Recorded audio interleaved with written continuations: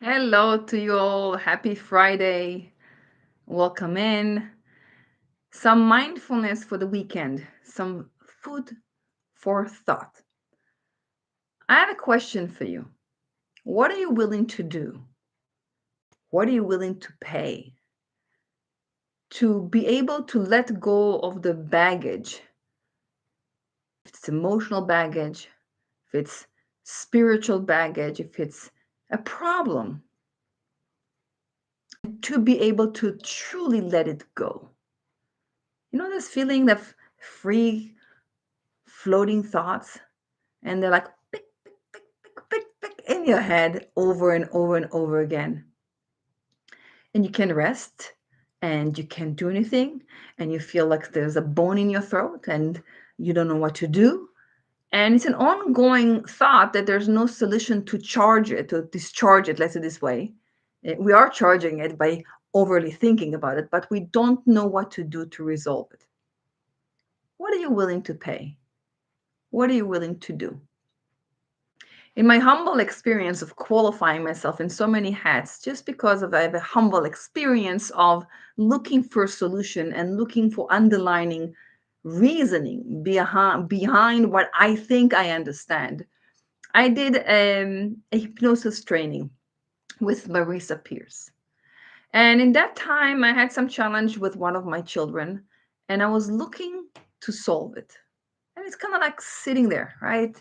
It's a seed. And when I call a seed, I mean like a yellow car, right? If I ask you, hey, you saw a yellow car recently? Most of us will say no. And if you say, oh, well, my neighbor has a yellow car, right? I'll ask pink car or purple car. Did you see it? Have you seen it? And then all of a sudden you're driving in the highway, you're driving somewhere and you're seeing it. How come? Well, it's in your consciousness now. It's in your consciousness. We call it in Hebrew toda'ah, not just in your awareness. Because in your awareness, you know there is a yellow car or purple car. So in this training, we were discussing past life and rewiring experience that had happened to somebody when he was an embryo, when he was in his mummy tummy. And then I look back, it's like, oh my God, this baby probably felt this and felt that. And we had a really good practical solution how to rewire that. And I paid pretty good thousands of dollars for this training.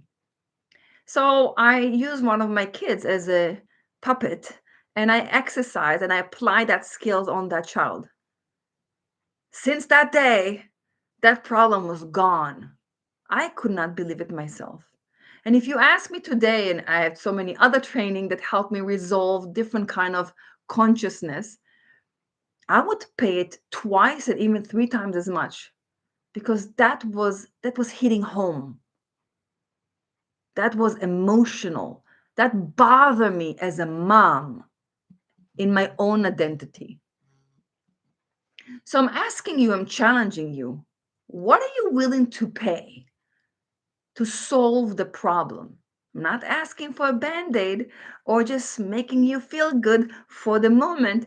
What are you willing to pay? And what price you now paying for not really going deep and finding out what's the underlying source, the pain, the problem that you're not really approaching. See, many times we don't do that just because it's involved responsibility.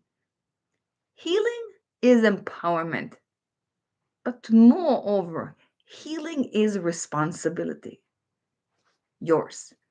In one of my previous videos, I was very active this week, I shared about a story that parents gave their child a beautiful home with beautiful garden. And after a few months, this person discovered that that home, the basement, has mold. So he can say, oh my God, what my parents gave me. Look at them. How dare them give me this house with mold. Now I have to take care of the mold. I didn't choose to be here, right? Or to say, I have this beautiful house. I'm so blessed and lucky. And there's a teeny tiny thing, a problem, which is mold. in my basement. What are you willing to pay to solve your problem? To really reframe, rewire, redirect, and recreate your life. You can go, like we say in Hebrew, batyana, put your head down in the ground and avoid. Part of the grieving process is anger, denial, bargaining. We are champions with doing that. We bargain with life, we bargain with circumstances, we bargain with money. But is this effective? Are you empowered? Are you taking the responsibility to heal yourself, to empower yourself? See, and the healthy part of humans, we would like to repair. Many times, including myself, I go back and did a comeback. Now, a comeback is not a go back. Let me repeat it again.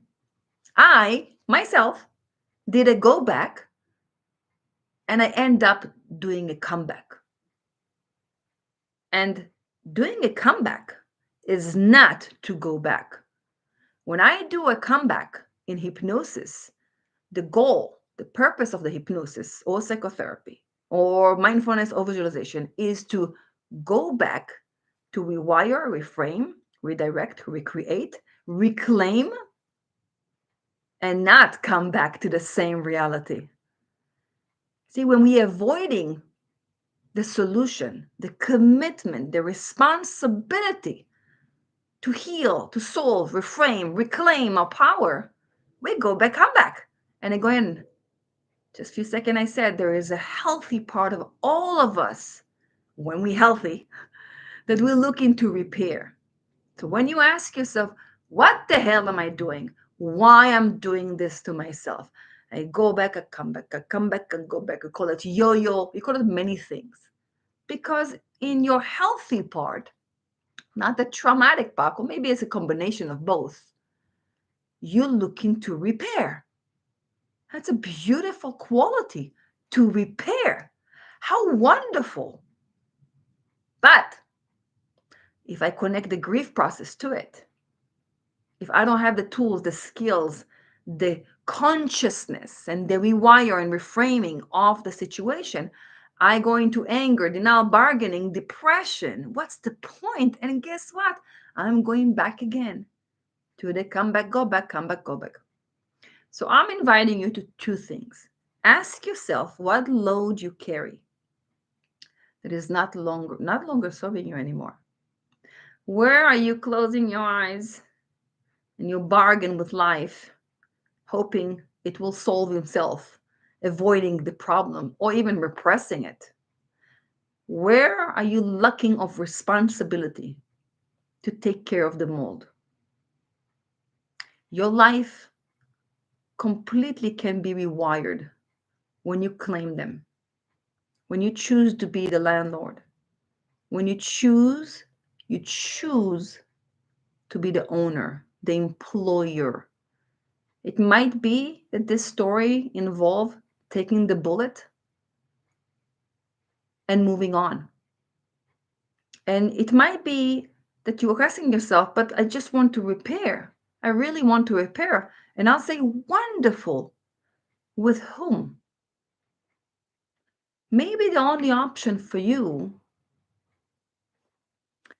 is to repair yourself. Maybe the only option for you is to claim your birthright and move towards a better outcome than trying to come back and go back to what that is not no longer serving you anymore.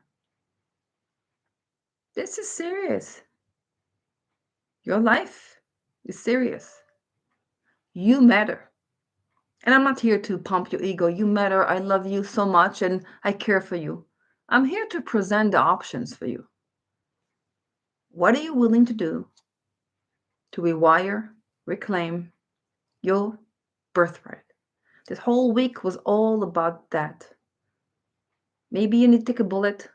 Maybe you need to be sober and understand that the place, the person, the environment, we're living in different consciousness, and there's no really need, want, wish for understanding. See, love beyond, beside being unlogical, it's also understanding.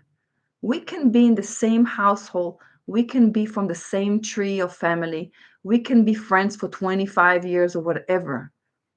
And you live a life that maybe I don't agree with, or maybe I live a life more better, right? That you don't agree with. And it's beyond any logic that we're going to be friends because you don't live my life and I don't live your life. But love is understanding.